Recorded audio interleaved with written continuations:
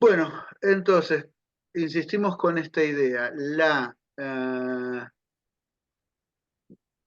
idea de lo material y lo inmaterial como dos tipos distintos de patrimonio a nosotros no nos suma, es parte de este discurso patrimonial autorizado, existe, es el vigente, el más hegemónico, pero tratemos de pensarlo en esto, el patrimonio como la mirada que la sociedad tiene, porque nos va a ordenar muchas cuestiones en un punto y nos va a permitir ver también cómo es que en la dinámica social las élites tratan de que valoremos determinadas cosas y que no valoremos otras que por ahí a nosotros nos resultan muy valorables y demás. Entonces, porque aparte ha pasado porque hay distintos grados de valoración y distintas valoraciones a lo largo del tiempo, esto que les decía, cómo los papas y los cardenales saqueaban ruinas romanas antiquísimas para hacer sus palacios renacentistas, medievales y demás. Cómo los saqueadores de tumbas y de ruinas, lo que les importaba era como los que se roban ahora los manijones de bronce de las antiguas casas, esos herrajes de herrajes, esas aplicaciones de bronce que hay en puertas, rejas y demás. Yo en el año 2002, una noche, vi cómo arrancaban las rejas del subsuelo del Club Español ahí en la 9 de julio. Y durante mucho tiempo hubo unas rejas que eran un trabajo en bronce soberbio, porque no hay una valoración y lo que se valora es el precio que se puede vender. Lo mismo pasa con los cables de cobre, con cantidades de cosas que son la misma no valoración cultural patrimonial de determinados objetos por parte de determinados grupos. No los podemos descalificar solamente por eso, pero me parece que el trabajo nuestro es por ahí empezar a que se puedan valorar algunas cosas y también admitir que no siempre se valora lo mismo según el lugar en que estemos en la sociedad. Si somos académicos tendremos alguna cuestión, si somos trabajadores tendremos otra, si somos trabajadores manuales, digo, si somos, qué sé yo, eh, ministros de este gobierno tendrán otra valoración y así sucesivamente. Por otro lado, esos bienes que nos transmiten la idea de patrimonio, que nos recuerdan, que nos sirven de espejo, tienen otro valor, que es el valor documental y que a nosotros nos tiene que importar y mucho. Dijimos, no es el patrimonio, pero tienen valor. Tiene un valor documental. Yo como arquitecto patrimonialista puedo datar un edificio por las técnicas que veo en el trabajo de la madera, en el trabajo del hierro, si hay hierro o si no lo hay, eh, el tipo de pisos que se usan, si son baldosas industriales o no. Las medidas de los ladrillos son importantes porque van cambiando las formas de trabajar de los artesanos que levantan paredes y en la época del virreinato, cuando se empiezan a cocinar ladrillos, por ejemplo, acá en Buenos Aires, en Córdoba es anterior, los ladrillos españoles tradicionales tenían un tamaño mucho mayor que el actual y se trabajaban con dos manos, era distinta la manera de repartir el mortero sobre los ladrillos, el mortero, la mezcla, cantidades de cuestiones que nos dan mucha información. Para los historiadores también son fuentes primarias de muchas cuestiones. Nos hablan de las tecnologías que se usaban, etcétera, etcétera. Lo mismo sucede con la palabra escrita. Si bien la Divina Comedia siempre es la Divina Comedia, porque yo cada vez que la leo en cualquier edición me va a decir más o menos lo mismo, aunque a mí me diga otras cosas, ¿no? Cada uno tiene una interpretación distinta. Pero si tenemos ediciones antiguas, manuscritas en pergamino, vamos a poder saber muchas cosas, la caligrafía del copista, eh, el tipo de pergamino, cuándo se empezó a usar papel en la Europa occidental, porque lo traen los árabes a través de España. Si alguno leyó El nombre de la rosa, se acuerda que el famoso libro de Aristóteles estaba en un pergamino distinto que se deshacía, que era uno de los primeros ejemplos de papel. Lo había traído Jorge de Burgos de un monasterio en España, en Castilla. Bueno, dicha la digresión, estamos con esto. Y también todo lo que nosotros recibimos del pasado no siempre nos es útil, no siempre le encontramos un valor presente, porque el patrimonio tenemos que verlo también, además de como espejo en el que nos reconocemos, como herramienta. Nosotros vamos a estar más, y acá entra la política, más armados, mejor cohesionados como sociedad, si conseguimos tener una visión más o menos eh, acordada, más o menos consentida, consensuada de lo que fue nuestro pasado. Si nos vivimos peleando sobre el pasado, es muy difícil que podamos trabajar en el presente y proyectarnos a futuro. Que de alguna manera, ¿qué es lo que nos está sucediendo como sociedad? Hay un divorcio muy grande entre las élites, no solo las económicas, que es casi cantado eso, pero también entre las élites intelectuales y otras. Digo, y estamos en una época que es muy compleja, muy complicada y con muchos más interrogantes que otras cosas, y es interesante ver qué es lo que podemos aprender de estos bienes, de las lecciones que nos fue dando el pasado y qué podemos utilizar ahora. Porque, digamos, vivimos en tiempos de algoritmos y donde la fragmentación social empieza a ser mucho más que una cuestión de división económica, sino cada uno está más sesgado en un grupo de pertenencia donde prácticamente no hay disenso. Y no se pueden tramitar los disensos y por eso la violencia verbal, por eso el éxito que ha tenido esta gente en gobernar. Me parece que tenemos que pensarlo también por ese lado. Y ese pasado nos tiene que dar alguna lección a través de los objetos, a través de estos documentos o testimonios materiales y a través de la mirada que nosotros podamos tener. A ver, si yo pienso eh, que está siendo declarado el ramal C-130, el tren a las nubes, en la ingeniería aplicada para construir ese tren en la década de 1920, tengo que pensar que somos capaces de hacer otras cosas, ¿no? Si pienso en que la Argentina fue el tercer país en la década de 60 que mandó cohetes a la estratosfera, 4.000 kilómetros de altura, y que mandó dos seres vivos también, un mono y no me acuerdo el otro animal que era. Un perro también mandaron. Un perro, pobrecito. Pero bueno, si ahora pensamos que hay en esta última misión a la Luna un satélite argentino a una distancia que nunca la pudimos concebir, si hacemos satélites, ¿por qué vamos a permitir que nos deshagan el CONICET? Porque eso también es nuestro patrimonio, ¿no? Las instituciones científicas, las educativas, ni que hablar los glaciares. Mm. Dicho sea de paso, está la petición colectiva, no me acuerdo cómo se llama, como una presentación judicial que sería importante que tuviera muchísimas firmas, casi tantas como las que pedimos entrar a la audiencia o las que pocas que estuvimos el miércoles pasado. Pero bueno, estos bienes comunes tienen ese valor identitario y también de pertenencia y de orgullo. Ahora, vuelvo a lo que dijimos la primer clase.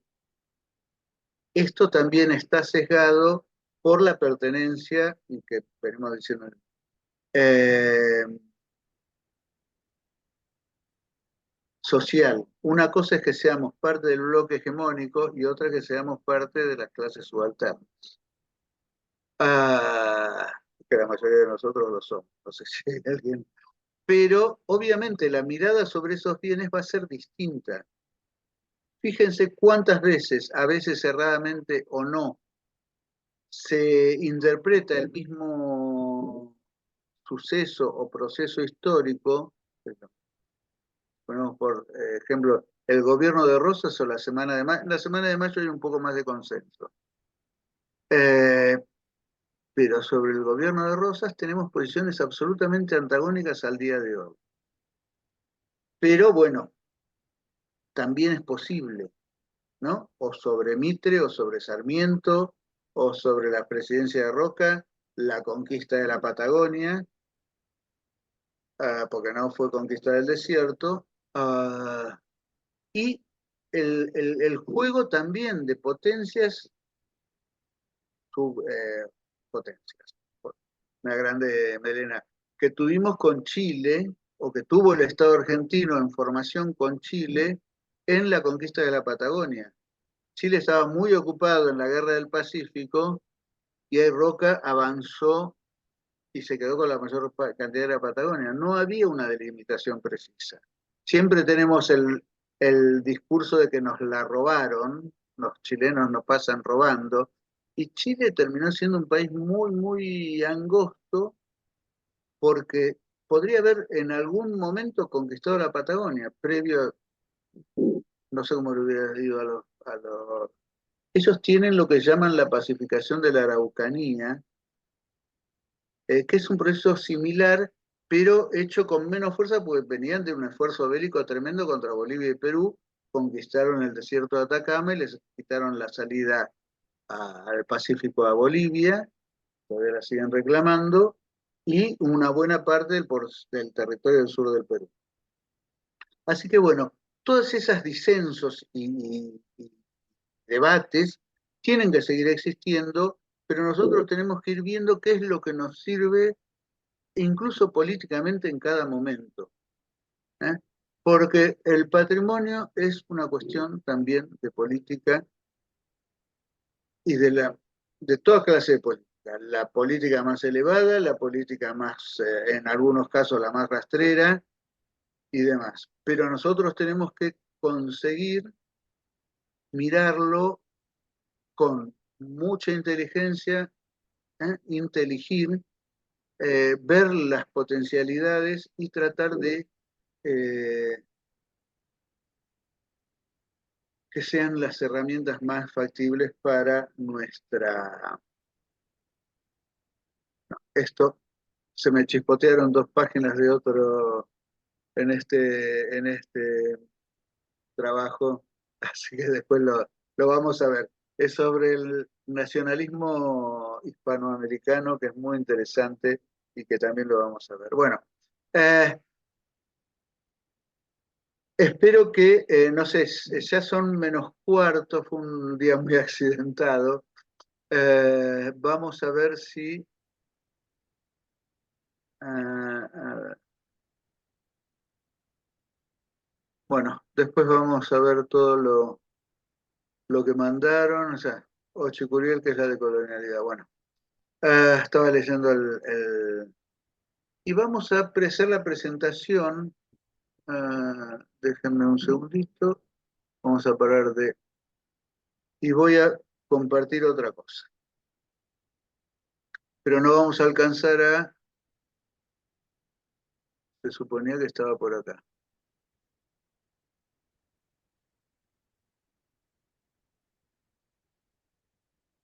No está por acá. Déjenme buscar. Esperen un segundito. Sí que lo había abierto también, el segundo módulo o unidad temática.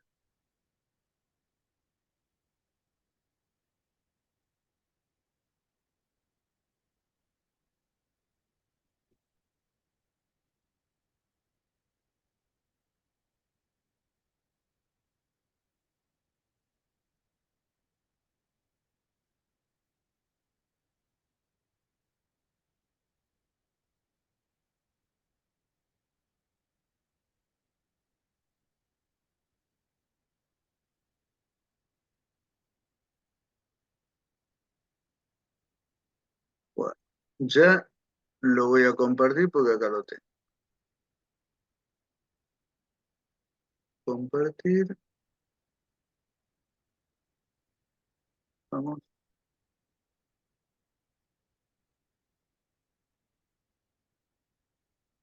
eh, pantalla.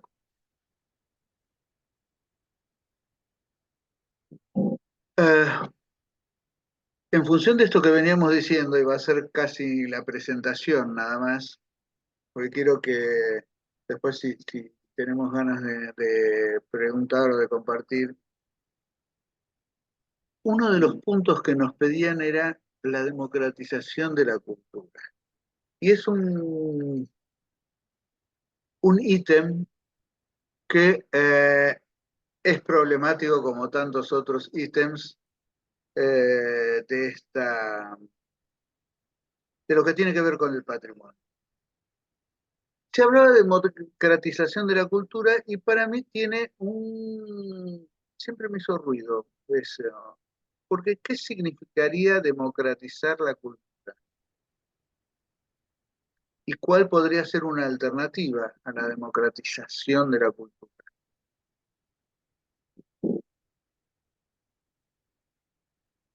A ver, ¿a alguien se le ocurre algún... Puedo arriesgar que sea como más representativa, no el acceso, porque el acceso quizás a la cultura implica que haya una cultura a la cual tenemos que acceder y niega el resto, pero democratización sí como como esa cultura dominante, si se quiere, la que nos debiera representar a todos y a todas, que sea efectivamente una representación también popular. Eso es, un poco se ve ahí en los títulos, por lo menos la posición nuestra, ¿no? Nosotros preferimos hablar de democracia cultural, digamos, porque democratizar la cultura supone que hay una cultura y hay unas no tan culturas, ¿no? Cuando vimos que la cultura es el universo simbólico específicamente humano, o sea, cualquier producción humana, cualquier capacidad que tengamos de simbolizar, ya es cultura. Por eso, fíjense que también siempre fue el, un tema básicamente de los europeos, esto de hablar de la alta cultura, de hablar de que nosotros somos la cultura, que la cultura es la civilización, nunca lo dicen porque lo dan por sentado, entre paréntesis se lee europea. En cambio, ustedes piensen que eso, cuando llegan los europeos, los españoles a nuestro continente, se encuentran con Tenochtitlán, se encuentran con el Cusco, se encuentran con formas de producir y de vivir muy distintas que por no entenderlas o por no quererlas entender o por lo que fuera, las arrasan, sin contar con los virus que traían contra los que no había defensas y que provocaron no sé cuán voluntario, pero evidentemente si había algo que no tenían idea los europeos era el concepto de higiene y de virus o de vida microscópica. Entonces, ese concepto de superioridad que se arrogan porque tuvieron una tecnología más avanzada, sobre todo una tecnología bélica más avanzada, empieza a generar esto, que heredan nuestras clases altas, las élites de todos los países nuestros, heredan esa idea de que hay una cultura alta, civilización y barbarie. Es una dialéctica espantosa, contra la que no había síntesis, porque una tenía que vencer a la otra. Entonces, en general, cuando hablamos de democratización de la cultura, es del acceso a ciertos bienes culturales considerados de prestigio, más válidos, de valor universal, etcétera, etcétera, etcétera. Es lo que se suelen arrogar las élites respecto de sus gustos. Esto no quiere decir que sea de por sí una cosa extremadamente mala, si obviamente se utiliza para generar un acceso o para ayudar a generar un acceso, para facilitar el acceso a ciertos bienes que si no, no se tendría, no, las clases subalternas no tendrían acceso. En su momento el peronismo abrió el Colón a las clases populares, que era visto con un odio por las élites de una manera espantosa. Quiere decir que era bueno, que estaba bien. Pero no es lo único que hay que hacer con la cultura. Primero es reconocer los valores de todas las producciones culturales, con distintos grados de elaboración. Es muy bueno tener la posibilidad de acceder a ópera y de empezar a entenderla. Digo, uno de los programas culturales más fantásticos que hizo el Estado argentino en los últimos 25 años y que ahora están empezando a desmontar tanto a nivel nacional como, por ejemplo, en la ciudad de Buenos Aires, es el tema de las orquestas infantiles y juveniles, Mm. donde chicos de sectores vulnerables tenían acceso a bienes musicales, a instrumentos que de otra manera no hubieran conocido, y es muy impresionante cómo eso también los aleja de ciertos peligros que el grado de vulnerabilidad que tienen los harían caer bastante más fácil que a otros, ¿sí? Aunque hoy por hoy muy pocos están a salvo de algunas cuestiones. Por ejemplo, ser soldadito de del narco. Y a mí me impresionó mucho cuando llega este gobierno y arrasa con los programas socioculturales de la ya Secretaría de Cultura. Lo primero que hace es destruir orquestas infantiles y juveniles y programas culturales de promoción cultural. Ahora echaron a varios compañeros que hacían talleres en las cárceles, eh, como negándole oportunidades. O sea, no estamos en contra de democratizar el acceso a ciertos bienes culturales, pero vuelta, no tenemos que confundirles con decir que ese es el acceso a la cultura, ¿no? Y si quieren, a ver qué hora es, faltan Las 8 8 casi. minutos, lo dejamos acá. eh,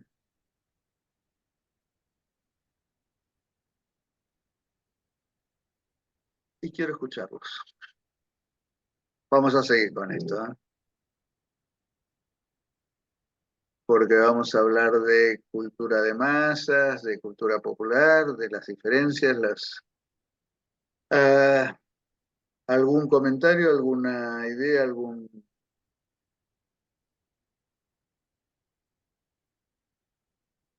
alguna refutación.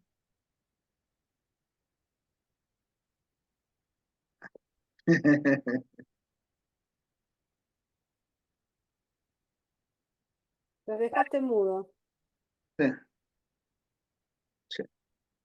Cada día me parece que soy mejor profe, que nadie te cita.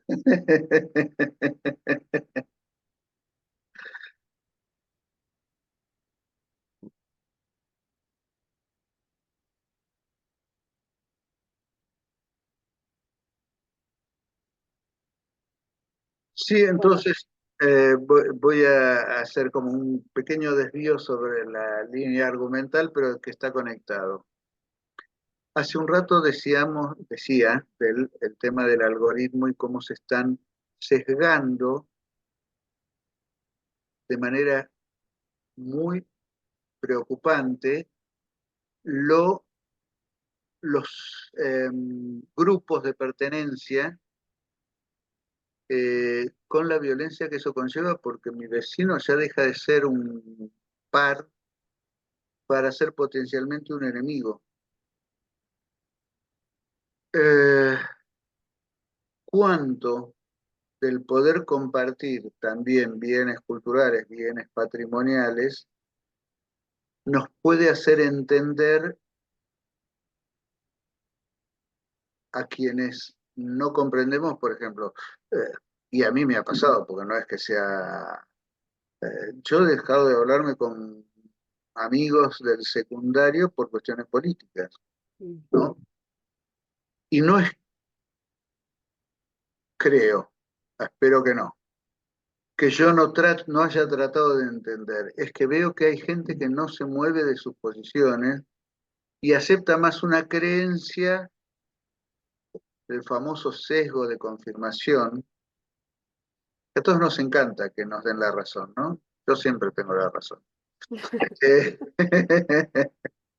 espero que lo crean. No, fuera de todo chiste, es a nuestro narcisismo le encanta que que lo que yo pensé lo haya pensado o lo que intuí lo demuestre que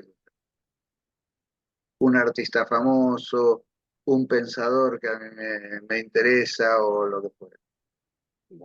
Pero si yo solo tengo acceso por vía del algoritmo a lo que ya creo, me va a resultar muy difícil aplicar cualquier pensamiento crítico respecto de cualquier posición, de cualquier área que se trate. Cultura, política, la política también es cultura, y la cultura también tiene mucho de política, lo habíamos visto, pero es muy difícil empezar a tener diálogos si yo solo creo en lo que creo y que la gente con la que me relaciona confirma lo que creo. O sea, ¿cuánta gente pensaba que la Tierra era plana hasta ahora? O que Dios creó al mundo hace 5.700 años y porque lo dice la Biblia. Una cosa es yo sea una persona religiosa o no. Si yo soy una persona religiosa, seguramente tendré una visión metafórica de los textos sagrados. O sea, tengo capacidad de simbolizar y de pensar que, bueno, aquel que lo escribió allá lejos y hace tiempo, no tenía idea de lo que pasaba con la tierra antes de que se empezara a escribir el libro. Pero los fundamentalistas solo creen en la literalidad de ese texto y estamos viendo personas, la vez pasada vi voy a ver si lo encuentro de vuelta, antes de ser diputada, Lilia Lemoine decía que la Tierra era obviamente plana Ay, por Dios. porque no había vuelos comerciales a través del Pacífico. Quiere decir que yo cuando tuve la oportunidad de ir a Sydney, Australia, no sé por dónde fui, o me caí en el abismo. Y todos los vuelos que a diario se hacen entre Tokio y Los Ángeles, o entre Shanghái y San Francisco, o tantísimos otros, o entre Lima y Tokio, no existen. Ahora, si yo solo le escucho a gente como esta mujer o gente que piensa lo mismo, es probable que termine reafirmando mi creencia de que la Tierra es plana. Claro. Y no valen demostraciones porque no les interesan. Por eso son tan anticientíficos, odian tanto a la ciencia, por eso vemos una avanzada en pleno siglo XX donde el saber, siglo XXI, perdón, me quedé en el 45, Uh, o en el 17, peor. Ah, en pleno siglo XXI, el saber lo detenta una cantidad de seres humanos cada vez más pequeños, los saberes útiles, y cada vez estamos con una sociedad más ignorante y esto puede agravarse. Me parece que es una de las cuestiones que tenemos para reflexionar.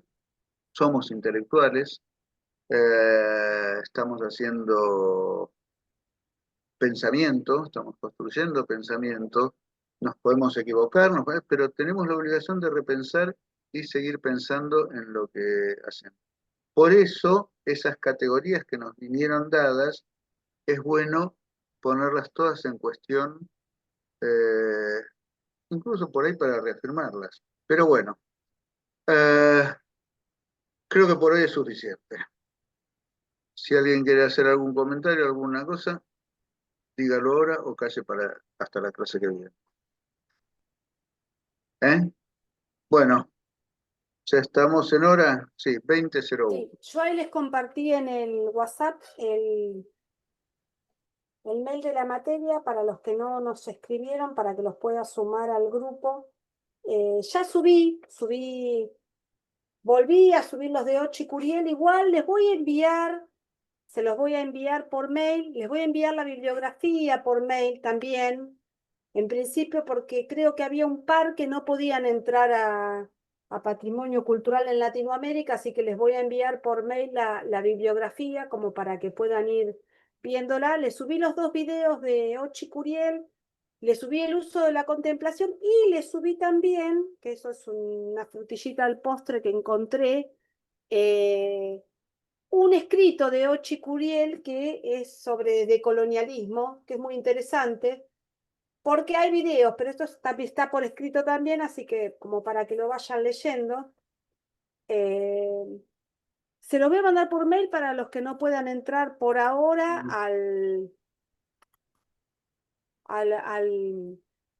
al EBAED, porque no sé qué es lo que pasa, estamos, bueno, Es medio complejo. complicados. Yo voy a Sí, tener no que sé qué preguntar pasa. en el soporte técnico, Sí. porque, Primero por si nos ejemplo, pueden borrar una de las páginas, ¿no? Porque, bueno, sí, sí, me parece que eh, es eso, es la primera vez que no tenemos tantos problemas.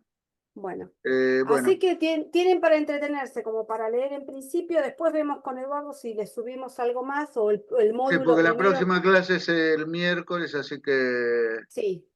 no va a haber mucho eh, tiempo de leer, pero no, pero vayan, es más para que vayan mirando la bibliografía y se vayan más o menos empapando de lo que vamos a ir viendo. Traten de hacer una lectura cruzada, como para ver los autores.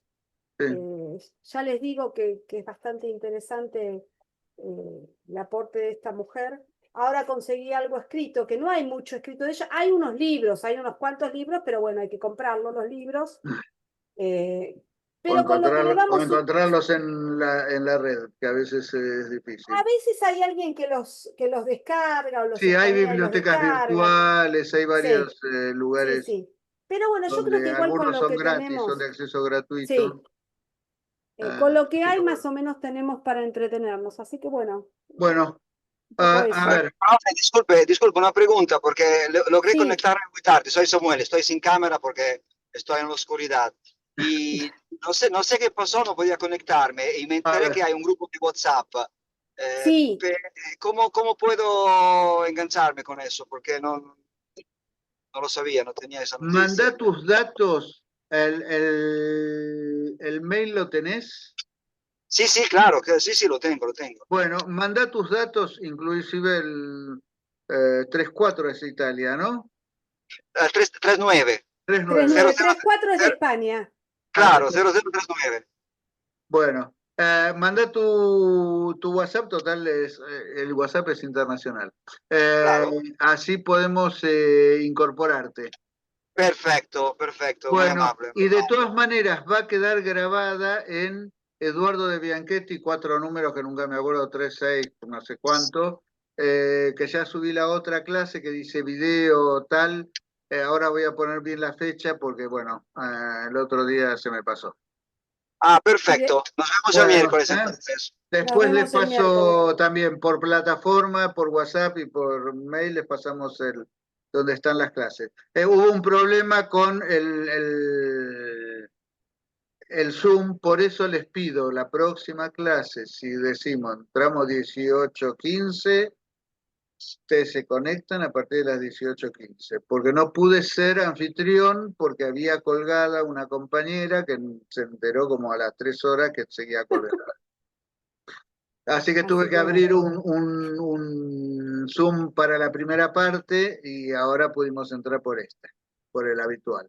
Espero que no haya problema la próxima. ¿Ok? bueno, gente, nos vemos el Bueno, miércoles. pasen bien y nos vemos el miércoles 6:15. Les avisamos. Eso. Perfecto. Hasta Buena luego. cena para Chao. Samuel. Chao. Ah. vayan dejándonos solitos a...